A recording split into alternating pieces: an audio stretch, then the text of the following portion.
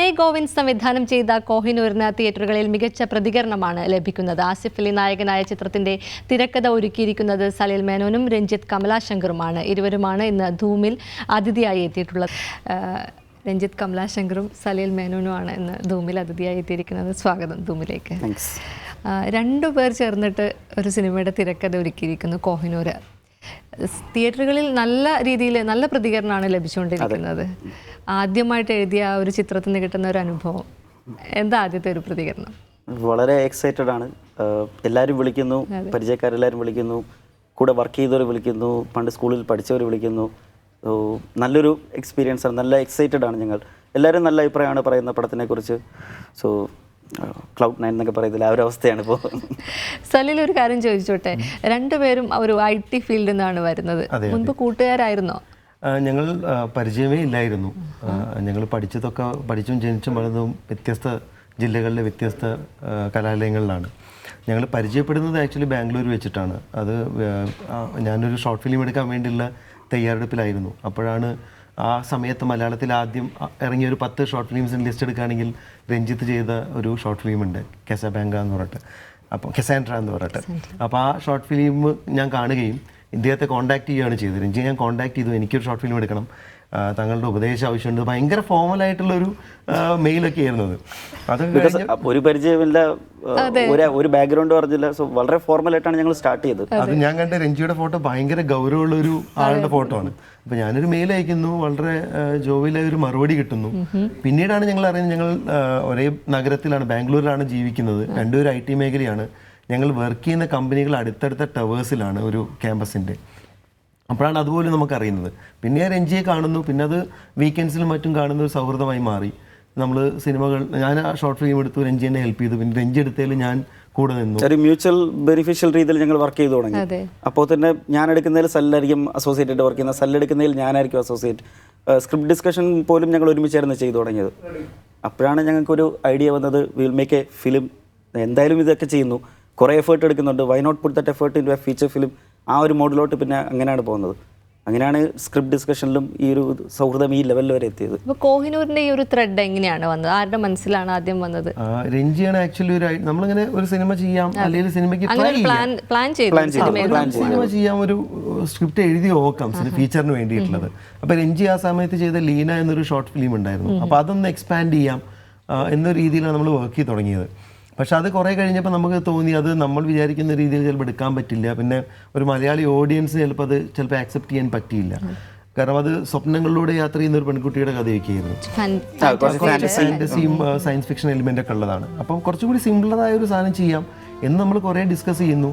Last രഞ്ജിയാണ് നമുക്ക് മലയാളത്തിൽ അങ്ങനെ ഹൈസ്റ്റ് മേഖലയിലുള്ള പടങ്ങളൊന്നുമില്ല, ആ ജോണർ വന്നിട്ടേ ഇല്ല. ഇത് സപ്തമശ്രീകട്ടിൽ വളരെ മുമ്പ് 2011-2012 കാലഘട്ടത്തിലാണ് ഡിസ്കഷൻ തുടങ്ങുന്നത്. ഹൈസ്റ്റ് പടം ചെയ്യാം. അപ്പോൾ ഹൈസ്റ്റ് പടം എന്ന് നമ്മൾ പറയുമ്പം കുറച്ച് പോഷായിട്ട് എടുക്കേണ്ട സാധനങ്ങളായിരിക്കും. അപ്പം അത് മലയാളത്തിൻ്റെ ഒരു ബഡ്ജറ്റിൽ അത് പറ്റുമോ എന്നുള്ളതൊക്കെ ചർച്ച വരുന്നു. നമ്മൾ 1 ലൈൻ എഴുതുന്നു, അത് തിരുത്തിയും കുറിച്ചും മാറി മാറി നമ്മളൊരു ഫോമാറ്റിലേക്ക് എത്തുന്നത് ഓൾമോസ്റ്റ് ഒരു 2013 സമയത്താണ്. 2013 ബിഗിനിങ് തന്നെ നമ്മൾ ആ സ്ക്രിപ്റ്റ് റെഡിയായിരുന്നു.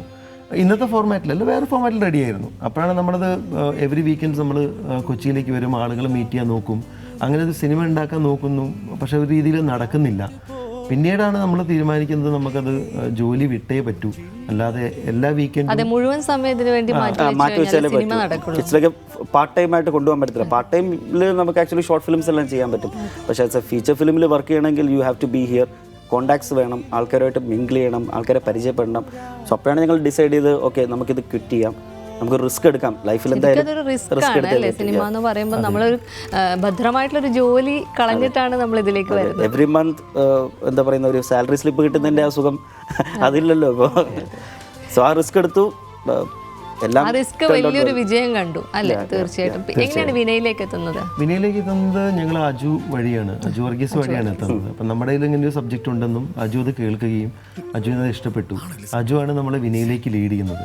വിനയിലേക്ക് നമ്മൾ എത്തി. വിനയായിട്ടൊരു ദിവസം വൈകുന്നേരം മെറൈൻ ഡ്രൈവിൽ വെച്ച് കാണുന്നു, സംസാരിക്കുന്നു. ഒരു ഫസ്റ്റ് സിറ്റിങ്ങിൽ തന്നെ നമുക്കൊരു വേവ് ലെങ്ത് മാച്ച് ചെയ്യുന്നൊരു ഫീല് കിട്ടിയിരുന്നു.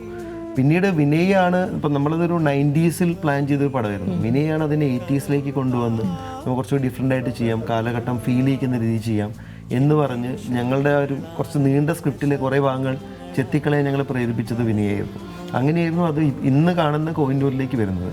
പിന്നീട് ആസിയുടെ സുഹൃത്തുക്കളായ സജിനും പ്രജീഷും വന്നതോടുകൂടി നമ്മളത് ഒന്നും കൂടിയും മോൾഡ് ചെയ്ത് കുറച്ചും കൂടിയും നേറ്റീവാക്കി മാറ്റി. അങ്ങനെയാണ് ഇപ്പോൾ കാണുന്ന കോഹിനൂറിൻ്റെ ഒരു ഫോം ഉണ്ടാവുന്നത്. വിനയ് ഗോവിന്ദന്റെ ഒരു ചിത്രം കിളിബോയ് എന്ന് പറയുന്ന ഒരു ചിത്രം ആദ്യം തീർച്ചയായിട്ടും കണ്ടിട്ടുണ്ടാവും. അത് ആക്ച്വലി വിനയനെ അജു പറഞ്ഞു, ഓക്കെ വിനയ് ഗോവിന്ദ് എന്ന് പറഞ്ഞ നല്ലൊരു മേക്കറുണ്ട്, പുള്ളിയുടെ അടുത്ത് കഥ പറഞ്ഞു നോക്കുമെന്ന് പറഞ്ഞു. ഞങ്ങൾ ആദ്യം ചെയ്തത് കിളിബോയുടെ സ്ക്രിപ്റ്റ് DVD വാങ്ങി അത് കണ്ടു നോക്കിയാണ്. So we got very much convince വിനയ്ക്ക് സബ്ജക്റ്റ് കൊടുത്താൽ he will make it into a very good film എന്നുള്ളൊരു കൺവിക്ഷൻ ഞങ്ങൾക്ക് കിട്ടിയ ശേഷമാണ് we went and met Vinay. അപ്പം ഞങ്ങൾക്ക് വളരെ വിശ്വാസം ഉണ്ടായിരുന്നു വിനയെ കൊണ്ട് ഇത് ഹാൻഡിൽ ചെയ്യാൻ പറ്റും. കാരണം വിനയ് ഈസ് വെരി യങ്, നല്ല എനർജറ്റിക് ഒരു പേഴ്സണാണ്. സോ വിനയെ കൊണ്ട് പറ്റും എന്നുള്ള വിശ്വാസം ഉള്ളതുകൊണ്ടാണ് വിനയ്ക്ക് കൊടുത്തത്. And it worked out well. നമ്മൾ തോന്നുന്നു ഞങ്ങളിത് ഫസ്റ്റ് ഡയറക്ഷനായിട്ട് ഞങ്ങൾ ഡയറക്റ്റ് ചെയ്യാൻ വേണ്ടിയാണ് ഈ സ്ക്രിപ്റ്റ് എഴുതി തുടങ്ങിയത്, ഞങ്ങൾ ചെയ്യാൻ വേണ്ടിയാണ് എഴുതിയത്. ഷോർട്ട് ഫിലിം ചെയ്തിട്ട് പരിചയമാണ്. അതെ. സോ ഇപ്പോൾ തോന്നുന്നു ഞങ്ങളിത് ചെയ്യാത്ത നന്നായി. ബിക്കോസ് ആ ഒരു എക്സ്പീരിയൻസ് വിനയ് കുറേ കാലം VK പ്രകാശിൻ്റെ അസോസിയേറ്റ് ആയിട്ട് വർക്ക് ചെയ്തതാണ്. അത്ര എക്സ്പീരിയൻസ്ഡ് ഒരു ആൾക്ക് മാത്രമേ ഈ സ്ക്രിപ്റ്റിനെ ഇങ്ങനെ മേക്ക് ചെയ്യാൻ പറ്റും. നമ്മൾ ചെയ്തിരുന്നാൽ ചിലപ്പോൾ പാളിപ്പോയാണ്. So it was a good decision. Vinay കണ്ടുമുട്ടുന്നതും ചെയ്തതും വളരെ നല്ല ഡിസിഷൻ ആയിരുന്നു. സിനിമ എല്ലാവിധ ആൾക്കാർക്കും കാണാൻ പറ്റുന്ന ഒരു കൃത്യമായിട്ടുള്ളൊരു സിനിമയാണ്. കുട്ടികളെയും ഒരു കുടുംബത്തിനൊപ്പം പോയി കഴിഞ്ഞാൽ കുട്ടികളുണ്ടോ അവർക്ക് ഇഷ്ടമാവുന്നുണ്ട്, യുവത്വം അവർക്കും ഇഷ്ടമാവുന്നുണ്ട്. കുറച്ച് പ്രായമുള്ള ആൾക്കാരെ കൂട്ടിയിട്ട് പോയി കഴിഞ്ഞാൽ അവർക്കും ഒരു ഫീൽ ഗുഡ് മൂവി എന്നുള്ള രീതിയിൽ ഒന്ന് റിലാക്സ് ചെയ്ത് കാണാൻ പറ്റുന്ന ഒരു സിനിമയായിട്ട് മാറിയിട്ടുണ്ട്. അതെ, ഇതൊരു കംപ്ലീറ്റ് എൻ്റർടൈനർ ആയിട്ടാണ് പ്ലാൻ ചെയ്തിരിക്കുന്നത്. അതാണ് ഞങ്ങൾ ആക്ച്വലി ബക്രീദിന് തന്നെ റിലീസ് ചെയ്തത്. ഒരു മാസ് ഫിലിം തൂഫാനാക്കി അതൊരു ക്യാച്ചി ഫേസ് ആസിക്ക് കൊടുക്കാൻ വേണ്ടി ഞങ്ങൾ ചെയ്തതാണ്. ബേസിക്കലി ഇതിൽ ഫണ്ണുണ്ട്, റൊമാൻസ് ഉണ്ട്, കോമഡി ഉണ്ട്, സോങ്സ് ഉണ്ട്. സോങ്സ് എല്ലാം നല്ല ഹിറ്റാണ്. അതുകൂടാതെ ഡാൻസ് ഉണ്ട്. ആസിയും അജുവും എനിക്ക് തോന്നുന്നില്ല ഇങ്ങനെ ഒരുമിച്ച് അടിച്ചു പൊളിച്ച് ഡാൻസ് ചെയ്ത് വേറെ സോങ്ങെ കണ്ടായിട്ട് ഓർക്കുന്ന പോലുമില്ല. പിന്നെ നല്ല ത്രില്ലിംഗ് ആണ് സെക്കൻഡ് ഹാഫ് എന്ന് വെച്ചാൽ. ഇതിന്റെ ഭയങ്കര ത്രില്ലിംഗ്. സെക്കൻഡ് ഹാഫിനെ കുറിച്ചാണ് കൂടുതൽ ആളുകൾക്കും നല്ലൊരു അഭിപ്രായം. അത് ആക്ച്വലി സ്ക്രിപ്റ്റ് ചെയ്യുമ്പോൾ തന്നെ ഞങ്ങൾ ഒരു നിമിഷം ആലോചിച്ചു, ഇത് സെക്കൻഡ് ഹാഫിലാണ് എല്ലാ ത്രില്ലും പാക്ക് ചെയ്തിരിക്കുന്നത്. ഫസ്റ്റ് ഹാഫ് കംപ്ലീറ്റ് ഫാമിലി ഓഡിയൻസിന് വേണ്ടി ഒരു ഇതാണ്. First half complete family related ആണ്. ഐ മീൻ സോങ്സ്, കുട്ടികൾക്ക് വേണ്ടിയുള്ള സോങ്സ്, ഡാൻസ്, അങ്ങനെയൊക്കെയാണ്. സെക്കൻഡ് ഹാഫാണ് ടോട്ടലി ത്രില്ലിംഗ്. അപ്പോൾ ഒരു പേടി ഉണ്ടായിരുന്നു. പിന്നെ നമ്മൾ ആലോചിച്ച് വെച്ചാൽ ഓക്കെ, ദൃശ്യം എന്ന് പറയുന്നൊരു സിനിമ അക്സെപ്റ്റ് ചെയ്തൊരു മലയാളി ഓഡിയൻസാണ് നമ്മുടെ ചുറ്റുമുള്ളത്. ആ ദൃശ്യത്തിലും സെക്കൻഡ് ഹാഫാണ് totally gripping. So we thought okay ഇത് വർക്കൗട്ട് ആവും. അത് ആക്ച്വലി ആ ഒരു വിശ്വാസം അങ്ങനെ തന്നെ സംഭവിച്ചു. ഇപ്പോൾ ആൾക്കാർ പറയുന്നുണ്ട് ഓക്കെ സെക്കൻഡ് ഹാഫാണ് gripping. That doesn't mean that first half is boring or anything. First ഹാഫും അതിൻ്റെ ബിൽഡപ്പിനോട് കറക്റ്റായിട്ട് വന്ന് സെക്കൻഡ് ഹാഫിൽ കുറച്ചും കൂടി ഗ്രിപ്പിംഗ് ആയി കഥ പോകുന്നുണ്ട്. അത് ഇറ്റ് വർക്ക്ഡ് ഔട്ട് വെൽ എന്നാണ് നമുക്ക് തോന്നുന്നത്, അങ്ങനെ ഒരു തീരുമാനം എടുത്തത്. ഇതിലെ കഥ രഞ്ജിത്തിൻ്റെ ആയാലും സലിലിൻ്റെ ആയാലും മനസ്സിൽ വന്ന ഒരു ഫാൻറ്റസിയാണോ അതോ റിയൽ ആയിട്ട് നടന്ന ഏതെങ്കിലും ഒരു സംഭവമായിട്ട് ക്ലബ് ചെയ്ത് വന്നതാണോ? അങ്ങനെ ചോദിക്കുകയാണെങ്കിൽ പേരെടുത്ത് പറയുന്നില്ല. ഒരു വെഡ്ഡിങ് സെന്ററിൽ നടക്കുന്ന ഹൈസ്റ്റ് എന്നൊരു കോൺസെപ്റ്റിനാണ് ഇത് വരുന്നത്. അപ്പോൾ അത് വെഡ്ഡിങ് സെന്റർ എന്നൊക്കെ പറയുമ്പോൾ ഇന്നത്തെ കാലഘട്ടത്തിൽ കാണുന്ന ഒരു സാധനമാണ്. കാരണം ഒരു കടയിൽ തന്നെ തുണികളും കിട്ടും, ആഭരണങ്ങളും കിട്ടും, ആ കോൺസെപ്റ്റ്. അപ്പോൾ അങ്ങനത്തെ ഒരു സിനിമ നമ്മൾ ഇവിടെ എടുക്കുകയാണെങ്കിൽ അത് നമ്മുടെ ബഡ്ജറ്റിൽ ഒതുങ്ങില്ല. അപ്പോൾ നമുക്കത് പുതിയ കാലഘട്ടത്തിൻ്റെ കഥ വേണ്ട എന്ന് ഞങ്ങൾ ആദ്യം തീരുമാനിച്ചിരുന്നു. അപ്പോൾ പഴയ കാലഘട്ടത്തിലേക്ക് പോകുമ്പോൾ നമുക്കൊരു സാധാരണ ടെക്സ്റ്റൈൽ ഷോപ്പിലേക്ക് അതിനെ പറിച്ചു നടാം. അപ്പോൾ അങ്ങനത്തെ ഒരു തോട്ടിൽ നിന്നാണ് ഇത് തുടങ്ങുന്നത്. അന്നത്തെ കുറേ പത്രങ്ങളിലും വാർത്തകളും നമ്മൾ റെഫർ ചെയ്തപ്പം നമുക്ക് കിട്ടിയ 2-3 പോയിന്റ്സ് ഉണ്ടായിരുന്നു. ഒന്ന്, ഞാൻ പേരെടുത്ത് പറയുന്നില്ല, ആ കാലഘട്ടത്തിൽ ഉണ്ടായിരുന്ന ഒരു ഭയങ്കര ഫേമസ് ആയൊരു തുണിക്കട വളരെ പെട്ടെന്ന് ഒരു കാരണവുമില്ലാതെ പൂട്ടിപ്പോയി. അതിൻ്റെ കാരണങ്ങൾ സാധാരണക്കാർക്ക് വലിയ പിടിയില്ല, ബിസിനസ്സുകാർക്ക് അറിയായിരിക്കാം. അപ്പോൾ അത് നമുക്ക് ഭയങ്കര ഇൻസ്പിറേഷനാണ്. എന്തുകൊണ്ട് ആ കട പൂട്ടിയിരിക്കാം, എന്തായിരിക്കാം അത് കട പൂട്ടുന്നതിൻ്റെ തലേന്ന് അല്ലെങ്കിൽ അതിൻ്റെ മുൻപത്തെ ദിവസങ്ങൾ സംഭവിച്ചിട്ടുണ്ടാവുക. അങ്ങനെ ഒരു തോട്ടിൽ നിന്നാണ് നമ്മൾ ഇന്ന് കാണുന്ന കോഹിനൂറിലേക്ക് നമ്മൾ എത്തിയത്. അപ്പം അതായിരുന്നു അതിൻ്റെ ഒരു ഫസ്റ്റ് പോയിന്റ് എന്ന് പറയുന്നത്. കുറച്ചുകൂടിയും കാലഘട്ടം 88ലേക്ക് മാറ്റിയത് സിനിമയെ എല്ലാ തരത്തിലും ആക്ച്വലി ഹെൽപ്പ് ചെയ്യാൻ ഉണ്ടായിരിക്കുന്നത്. ഷൂട്ട് ചെയ്യാൻ ഇത്തിരി ബുദ്ധിമുട്ടിയിട്ടുണ്ടാവും ആ ഒരു കാലം. അതെ, ഒരു 20 സംതിങ് ഇയേഴ്സ് ആണെങ്കിൽ പോലും ആക്ച്വലി കേരളത്തിൽ ഭയങ്കര മാറ്റം വന്നിട്ടുണ്ട്. ചെറിയ ഇടവഴികളൊക്കെ ഹേമന്ത് എന്നുള്ള പാട്ടിൽ തന്നെ കാണാനുണ്ട്. അത് പ്രതീഷ് വളരെ ബ്യൂട്ടിഫുൾ ആയിട്ട് ഷൂട്ട് ചെയ്തിട്ടുണ്ട്. രാഹുൽ രാജിന്റെ മ്യൂസിക്കും കസറി എല്ലാം വളരെ കറക്റ്റായിട്ട് വന്നൊരു ഒരു സംഭവമായിരുന്നു ആ സോങ്. ലിറിക്സ് ആണെങ്കിലും ഹരിയുടെ ലിറിക്സ് ആണെങ്കിലും അത് ഷൂട്ട് ചെയ്തിരിക്കുന്ന രീതിയാണെങ്കിലും എഡിറ്റ് ചെയ്താണെങ്കിലും ഒരു ടോട്ടൽ അത് കേട്ട് എല്ലാവർക്കും ഇഷ്ടപ്പെട്ടിട്ടുണ്ട്. പലരും വിളിച്ചു പറഞ്ഞു ഇതൊരു 80s ഒരു പാട്ട്, പണ്ടത്തെ ഒരു നല്ലൊരു മെലഡി കേട്ടിൻ്റെ സുഖമുണ്ടെന്ന് ഇപ്പോഴും ആൾക്കാർ വിളിച്ച് പറയുന്നുണ്ട്. സോ നല്ലൊരു ഭാഗ്യമായിരുന്നു ആ സോങ് കറക്റ്റായിട്ട് സെറ്റായി വന്നത്. രാഹുൽ കറക്റ്റായിട്ട് ക്യാച്ച് ചെയ്തു. നമ്മൾ വിനയ് പോയിട്ട് 80s പടമാണെന്ന് പറയുമ്പോൾ തന്നെ രാഹുൽ ആ ഫസ്റ്റ് പോയിന്റിൽ തന്നെ വളരെയായിട്ട് എക്സൈറ്റഡ് ആയിരുന്നു. രാഹുൽ അത്രയും ഫീൽ ചെയ്തിട്ടാണ് ആ ഒന്നാമത് വിനയും രാഹുലും തമ്മിൽ ഭയങ്കര സിങ്കാണ് അവർ തമ്മിൽ. വിനയ്ക്കാണെങ്കിൽ മ്യൂസിക് സെൻസ് ഗംഭീരമാണ്. അപ്പം രാഹുൽ കമ്പോസ് ചെയ്ത് ഞങ്ങൾ പോലും കേൾക്കാൻ പോകാറില്ല. വിനയ് ഇരുത്തി വിനയും രാഹുലും കൂടി ചെയ്ത് നമുക്ക് എന്നിട്ട് വാട്സപ്പിൽ ഓരോ അയച്ചിരും ക്ലിപ്പിങ്സ്, ഈ ട്യൂൺ എങ്ങനെയുണ്ട്, അങ്ങനെ കുറേ ചെയ്തിട്ടൊരു എനിക്ക് തോന്നുന്നു 15ാമത്തെ 20ാമത്തെ സാധനത്തെയാണ് വിനയ് രാഹുലിനോട് ഓക്കെ എന്ന് പറഞ്ഞിട്ടുണ്ടാവുക. അങ്ങനെയായിരുന്നു അതിൻ്റെ ഒരു ഡെവലപ്മെൻറ്റ്. സാധാരണ ഇതിൽ രണ്ടുപേര് ചേർന്നിട്ട് എഴുതുമ്പോൾ രണ്ടുപേര് ഇപ്പം നമ്മുടെ വീട്ടിലൊരു കുടുംബത്തിലെ ആളാണെങ്കിൽ പോലും അഭിപ്രായ വ്യത്യാസം വരും. ഇങ്ങനെ ഒരു സ്ക്രിപ്റ്റ് വരുമ്പോൾ ഇത് ശരിയായില്ല അങ്ങനെയൊക്കെ തുറന്നു പറയാൻ പറ്റിയിട്ടുണ്ടോ? ഇത് വേണ്ടടാ അല്ലെങ്കിൽ ഇത് വേണം? അത് തുറന്ന് പറഞ്ഞത് കാരണമാണ് ഇങ്ങനെ ഒരു സ്ക്രിപ്റ്റ് ഉണ്ടായത്. അങ്ങനെ ഒരു കമ്മ്യൂണിക്കേഷൻ ഇല്ലെങ്കിൽ ആക്ച്വലി ഇത് ഒരിക്കലും വർക്കൗട്ട് ആകത്തില്ല. പിന്നെ എൻ്റെ സലീലിൻ്റെയും സ്വഭാവം വെച്ച് നോക്കുവാണെങ്കിൽ വളരെ ഡിഫറെൻറ്റ് പോൾസിലുള്ള രണ്ട് ഐഡൻറ്റിറ്റീസ് ഞങ്ങളുടെ രണ്ടുപേരുടെയും. അപ്പോൾ അത് ആക്ച്വലി ഭയങ്കരമായിട്ട് എന്താ പറയുക, സ്ക്രിപ്റ്റ് ചെയ്യുന്ന രീതിയിലും ഡിസ്കഷൻ സമയത്തിലും ഭയങ്കരമായിട്ട് ഹെൽപ്പ് ചെയ്തു. ഇപ്പം ഞാൻ ഏതെങ്കിലും ലെവലിൽ കൂടുകയാണെങ്കിൽ സലിൽ അതിനെ ബാലൻസ് ചെയ്ത് സലിൽ പറയും ഓക്കെ രഞ്ജി അത് ശരിയല്ല, അതെന്തോ വർക്കൗട്ട് ആവുന്നില്ല, തിരിച്ചും ഞാൻ അതുപോലെ പറയും. സോ അങ്ങനെ കമ്മ്യൂണിക്കേറ്റ് ചെയ്ത് വളരെ ഓപ്പണായിട്ട് കമ്മ്യൂണിക്കേറ്റ് ചെയ്ത കാരണമാണ് നല്ലൊരു രൂപത്തിലെ സ്ക്രിപ്റ്റ് വന്നത്.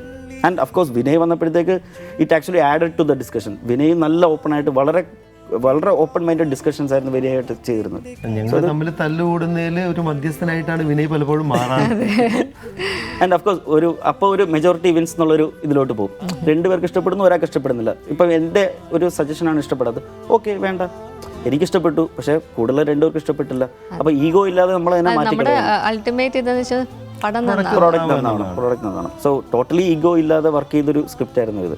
മലയാളത്തിൽ മുമ്പും കൂട്ടുകെട്ടുണ്ടായിട്ടുണ്ട്. സിദ്ദിഖ് ലാൽ തൊട്ടിട്ട് മ്യൂസിക്കിലാണെങ്കിലും ഉണ്ട്, എല്ലാത്തിലും ഒരു കൂട്ടുകെട്ടുണ്ടായിരുന്നു. പക്ഷെ കുറച്ച് കാലം കഴിയുമ്പോൾ സ്വന്തമായി നിൽക്കാം എന്നുള്ളൊരു തോന്നൽ വരും, അത് അകന്നു പോവും. അങ്ങനെ വരരുത് എന്ന് ആഗ്രഹിച്ചുകൊണ്ട് പറയാണ്. അടുത്ത സ്ക്രിപ്റ്റ് ആരംഭിച്ചോ? അടുത്ത ഞങ്ങൾ ഓൾറെഡി ഒരു സ്ക്രിപ്റ്റ് വർക്ക് ചെയ്ത് കഴിഞ്ഞതാണ്. ഞങ്ങൾ ആദ്യം കോഹിനൂർ കൂടെ തന്നെ പാരലി വർക്ക് ചെയ്ത സംഗതിയാണ്. അപ്പോൾ ജോലി വിട്ടപ്പോൾ ഞങ്ങൾ ചെയ്ത ഏറ്റവും വലിയ കാര്യം എന്താ വെച്ചാൽ ഒരു സ്ക്രിപ്റ്റിൽ തന്നെ നമ്മൾ ഉറച്ചു നിന്നില്ല. നമ്മൾ ഓരോരുത്തരെ പോയി കാണുകയും അവരോട് കഥ സംസാരിക്കുന്നതിനിടയിൽ നമ്മൾ സെക്കൻഡ് സ്ക്രിപ്റ്റിൻ്റെ വർക്ക് ഓൾറെഡി സ്റ്റാർട്ട് ചെയ്തിരുന്നു. കാരണം ഈ കോഹിനൂറിൻ്റെ ഒരു വലിയ പ്രശ്നം എന്താണെന്ന് വെച്ചാൽ മലയാളി കാണാത്തൊരു ജോണറാണ് ഒന്ന്. രണ്ടാമത് നമ്മൾ ഇതിൻ്റെ സെക്കൻഡ് ഹാഫിലാണ് ഇതിൻ്റെ സിനിമ കണ്ടാൽ മനസ്സിലാവും, സെക്കൻഡ് ഹാഫിലാണ് ഇതിൻ്റെ മെജോറിറ്റി ഓഫ് ഇവൻറ്റ്സ് നടക്കുന്നത്. അതും ആക്ച്വലി മലയാളിക്ക് വളരെ ഫിക്റ്റീഷ്യസ് ആയി തോന്നുന്ന ഒരു പ്രിമൈസാണ് കഥയുടേത്. ഒറ്റയടിക്ക് നമ്മൾ ഒരാളോട് പറഞ്ഞാൽ ചിലപ്പോൾ അവർ പറയും ഇതിങ്ങനെയൊക്കെ നടക്കൂ എന്ന് സംശയിക്കുന്ന ഒരു പ്രിമൈസാണ്. അപ്പോൾ അതുകൊണ്ട് തന്നെ കോഹിനൂർ എപ്പം മെറ്റീരിയലൈസ് ആവും, എപ്പോൾ അത് സിനിമയാവുന്നൊരു ഉറപ്പില്ലായ്മ ഞങ്ങൾക്ക് ഉണ്ടായിരുന്നു. അപ്പോൾ അതും പോരാതെ തന്നെ നമ്മൾ ജോലി വിട്ടിരിക്കുകയാണ്. വെറുതെ ഇരിക്കുക എന്നുള്ളത് ഭീകരമായൊരവസ്ഥയാണ്. അല്ല, എനിക്ക് തോന്നുന്നു രഞ്ജിത്തിൻ്റെ ആയാലും സലിലിൻ്റെ ആയാലും ഈ ഒരു ജീവിതം സ്ക്രിപ്റ്റുമായിട്ടൊരു ജോലി കളഞ്ഞ് സിനിമയ്ക്ക് വേണ്ടി സ്ക്രിപ്റ്റുമായിട്ട് പോകുന്നത് ഇതൊരു സിനിമയല്ലേ എന്നാണ് തോന്നുന്നത്. ആ ഒരു അവസ്ഥയെ തരണം ചെയ്യാൻ വേണ്ടിയിട്ടാണ് ഞങ്ങൾ ആക്ച്വലി രണ്ടാമത്തെ ഒരു സ്ക്രിപ്റ്റിലേക്ക് പോയത്. ആ രണ്ടാമത്തെ സ്ക്രിപ്റ്റ് അപ്പം ആദ്യത്തെ സ്ക്രിപ്റ്റായിട്ട് ഒരു ബന്ധം ഉണ്ടാവരുത്, ഈ ഒരു സീരിയസ്നെസ് ഉണ്ടാവാൻ പാടില്ല, നമുക്ക് പോലും തമാശയിലൂടെ സംസാരിക്കാൻ പറ്റുന്ന സ്ക്രിപ്റ്റ് ആവണം. ഒരാളോട് പറയുമ്പോൾ ഒരു വൺ ലൈനിൽ തീർക്കാൻ പറ്റുന്ന ഒരു കഥയാണ്. കോഹിനൂർ അങ്ങനത്തെ ഒരു കഥയല്ല. കോഹിനൂർ പറയുകയാണെങ്കിൽ ഡീറ്റെയിൽ ആയിട്ട് ഓരോ സ്റ്റെപ്പ് ബൈ സ്റ്റെപ്പ് ആയിട്ട് പറയും. വൺ ലൈനിൽ ഒതുക്കാൻ കുറച്ച് ബുദ്ധിമുട്ടാണ്. അപ്പോൾ ഒരു 10 മിനിറ്റ് കൊണ്ട് ഒരാൾക്ക് പറയാൻ പറ്റുന്ന ഒരു കഥ വേണം എന്നുള്ള രീതിയിലാണ് നമ്മൾ രണ്ടാമത്തെ സ്ക്രിപ്റ്റിനെ പറ്റി ആലോചിക്കുന്നതും. അങ്ങനെ തന്നെ ഒരു ത്രെഡാണ് നമ്മളിപ്പോൾ ഡെവലപ്പ് ചെയ്തുകൊണ്ടിരിക്കുന്നത്. അത് ഓൾറെഡി വർക്ക് കംപ്ലീറ്റ് ആയി ചെയ്തതാണ്. പോരാത്തതിന് ഞങ്ങളും വിനയും ആക്ച്വലി ഇത് പ്രൊജക്റ്റ് ആവുന്നതിൻ്റെ ഒരു ഘട്ടമുണ്ട്. ഒരു 6 മാസക്കാലം ഉണ്ടായിരുന്നു. നമ്മളിത് ആസിയിലേക്ക് എത്തുന്നതിൻ്റെ മുമ്പുള്ളൊരു കാലം, ഈ സ്ക്രിപ്റ്റ് മുഴുവൻ ട്രിം ചെയ്യുന്നൊരു കാലം. ആ സമയത്തിൽ പോലും കോഹിനൂർ ബോറടിക്കാതിരിക്കാൻ വേണ്ടിയിട്ട് ഞങ്ങൾ പല സബ്ജക്റ്റുകളും ഡിസ്കസ് ചെയ്യും. നമുക്കിന്ന് കോഹിനൂർ പറയണ്ട, വേറെ വല്ലതും സംസാരിക്കാം എന്ന രീതിയിൽ വിനയ്ക്ക് വേണ്ടിയിട്ട് നമ്മൾ വേറെ സബ്ജക്റ്റ് ഡെവലപ്പ് ചെയ്ത് വെച്ചിട്ടുണ്ട്. അതൊക്കെ ചർച്ചകൾ നടക്കുന്നേ ഉള്ളൂ. തിരക്കഥാകൃത്ത് മാത്രമല്ല, സംവിധാന രംഗത്തും പരിചയമുണ്ട്. ചെറിയ സിനിമയാണെങ്കിൽ അതൊരു വലിയ സിനിമയ്ക്കുള്ള മുന്നോടിയായിട്ട് നമുക്ക് കാണുകയും ചെയ്യാം. സംവിധാനത്തിലൊരു കൈ നോക്കണ്ടേ കൂട്ടുകെട്ടിന്? നമ്മുടെ അൾട്ടിമേറ്റ് അത് തന്നെയാണ്. പോരാത്തതിന് ഞങ്ങൾ ജോലി വിട്ടതിന് ശേഷം രഞ്ജിത് ശങ്കർ എന്നുള്ള സംവിധായകൻ്റെ കൂടെ ഞങ്ങൾ ഒരു പടം ചെയ്തു. അപ്പോൾ ഞങ്ങൾ രണ്ടുപേരും പുണ്യാളൻ അഗർബത്തീസിൽ അസിസ്റ്റന്റ് ഡയറക്ടേഴ്സായിട്ട് വർക്ക് ചെയ്തു. കാര്യങ്ങളൊക്കെ കുറച്ചുകൂടെ മനസ്സിലായിട്ടുണ്ടാവും. പിന്നെ ഇതിൻ്റെ കൂടെ മുഴുവൻ സമയം ഉണ്ടായല്ലോ അല്ലേ? അതിനുശേഷം രഞ്ജി സ്ക്രിപ്റ്റിങ്ങിൽ ഇരിക്കുമ്പം ഞാൻ ആക്ച്വലി വേറെ പടങ്ങൾ വർക്ക് ചെയ്യുന്നുണ്ടായിരുന്നു. കാരണം നമുക്ക് നെറ്റ്വർക്കിംഗ് ഭയങ്കര ഇമ്പോർട്ടൻ്റ് ആണ് ഇൻഡസ്ട്രിയിൽ, കുറേ ആളുകളെ പരിചയപ്പെടണം എന്നുള്ളത്. അതുകൊണ്ട് ഞാൻ അതിനുശേഷം വർഷം എന്നുള്ള സിനിമയിലും വർക്ക് ചെയ്തത്. പിന്നെ Ranji is A good friend. അപ്പോൾ അതുകൊണ്ട് ആ ടീം നമുക്ക് ഭയങ്കര ജെല്ല് ചെയ്ത ടീമാണ്. അപ്പോൾ അതുകൊണ്ട് അതും വർക്ക് ചെയ്തിരുന്നു. അതുകൊണ്ട് നമ്മളത് വെറുതെ ഇരുന്നില്ല എന്നുള്ളതാണ് ഈ 2 കൊല്ലക്കാലം ഞങ്ങൾക്ക് കിട്ടിയ ഏറ്റവും വലിയ നേട്ടം. എഴുത്തുണ്ടായിരുന്നു ചെറുപ്പകാലം തൊട്ടിട്ട് എഴുത്തിലൊക്കെ ഉണ്ടായിരുന്നു. സലിൽ കുറച്ച് എഴുതുമായിരുന്നു. ഞാൻ തിയേറ്റർ, ഡ്രാമ, നാടകങ്ങൾ എഴുതുമായിരുന്നു. ആസ് എ ബ്ലോഗ് അങ്ങനെ സലിൽ ബ്ലോഗ് വരെ എഴുതുന്ന ഒരു പുള്ളിക്കാരനായിരുന്നു. ഈ എഴുത്ത് മരവിക്കാതിരിക്കാൻ വേണ്ടിയിട്ടാണ്. അപ്പോൾ ആ സമയത്താണ് ബ്ലോഗിംഗ് ഒക്കെ ഭയങ്കര പോപ്പുലറായി തുടങ്ങിയിരുന്നത്. അപ്പം ബ്ലോഗിലൂടെയാണ് ഞാൻ വീണ്ടും എഴുത്ത് റീസ്റ്റാർട്ട് ചെയ്യുന്നത്. അല്ലെങ്കിൽ സ്കൂൾ കാലഘട്ടങ്ങളിലൊക്കെ എഴുതിയെന്നല്ലാതെ അതിൻ്റെ അപ്പുറത്തേക്ക് എഴുതാനുള്ള ധൈര്യം ഉണ്ടായിരുന്നില്ല. എനിക്കൊരു കാര്യം കൂടി മനസ്സിലായി, രണ്ടുപേരും എഞ്ചിനീയറിംഗ് പ്രൊഫഷനാണ്. ഈ സിനിമയ്ക്ക് വേറൊരാളും കൂടിയുണ്ട്, രാഹുൽ രാജും IT ഫീൽഡിൽ നിന്നുള്ള ആൾക്കാരാണ്. IT കാരുടെ മനസ്സ് മുഴുവനും സംഗീതവും കലയും അല്ലേ, അങ്ങനെ തോന്നുന്നുണ്ട്. അല്ല, അവരും IT കാരും മനുഷ്യരാണ്, അവർക്കും എല്ലാ വികാര വിചാരങ്ങളും ഉണ്ടാവും. ചിലർ IT കാരായി പോകുന്നതാണ്. അത് വീട്ടിലെ ഓരോ പ്രശ്നങ്ങൾ, സാഹചര്യങ്ങൾ, അച്ഛന് പേരൻസ് സമ്മതിക്കത്തില്ല, നീ എന്തായാലും എഞ്ചിനീയർ ആവണം, നീ ഡോക്ടർ ആവണം എന്ന് പറഞ്ഞ് പേരൻസ് നിർബന്ധിക്കുമ്പോഴായിരിക്കും അവർ ആ പ്രൊഫഷനിൽ പോകുന്നത്. പിന്നെ ആഫ്റ്റർ സം ടൈം ഇപ്പോൾ ഞങ്ങളെപ്പോലെ ഒരു ലെവലിൽ ഫിനാൻഷ്യൽ ഒരു ഇത് വരുമ്പോഴത്തേക്ക് നമുക്ക് തന്നെ തോന്നും ഓക്കെ റിസ്ക് എടുക്കാം, then we go back with our passion. So അങ്ങനെ ആയിരിക്കും ഇപ്പോഴും സംഭവിക്കുന്നത്. കുറേ പേരുണ്ട് ഇൻഡസ്ട്രിയിൽ തന്നെ, കുറേ ആൾക്കാരുണ്ട്, ദേ ആർ എഞ്ചിനീയേഴ്സ്. ഇൻഫോസിസിൽ നിന്ന് ഇപ്പം ഐ തിങ്ക് സണ്ണി വെയിൻ, നിവിൻ, അജു എല്ലാവരും എഞ്ചിനീയറിംഗ് ഇതിന് പോയതാണ്. എന്തായാലും വലിയ സന്തോഷമുണ്ട് ഇങ്ങനെ IT-യിൽ ഒരു ഭദ്രമായിട്ടുള്ള ജോലി കളഞ്ഞിട്ട് സിനിമയിലേക്ക് വരികയും ആദ്യ സിനിമ തന്നെ എല്ലാ സ്ഥലത്തും പുറത്തായാലും ഇവിടെ ആയാലും എല്ലാ സ്ഥലത്തുള്ള ആളുകൾ പോകുന്നു, അതിനെക്കുറിച്ച് നല്ല റിവ്യൂസ് എഴുതുന്നു. എന്തായാലും രഞ്ജിത്ത് ശങ്കറിൻ്റെയും സലിൽ മേനോൻ്റെയും ജീവിതം തൂഫാനാക്കിക്കൊണ്ട് തന്നെയാണ് കോഹിനൂർ മുന്നോട്ട് പോകുന്നത്. ഇനിയും നല്ല സ്ക്രിപ്റ്റുകൾ, നല്ല സംവിധാനങ്ങൾ രഞ്ജിത്തിൻ്റെ ഭാഗത്തു നിന്നും സലിലിൻ്റെ ഭാഗത്തു നിന്നും ഉണ്ടാവട്ടെ എന്ന് പ്രാർത്ഥിക്കുന്നു, അതിനായിട്ട് ആശംസിക്കുന്നു. ധൂമിൽ അതിഥിയായി എത്തിയതിന് വളരെയധികം നന്ദി. Thank you.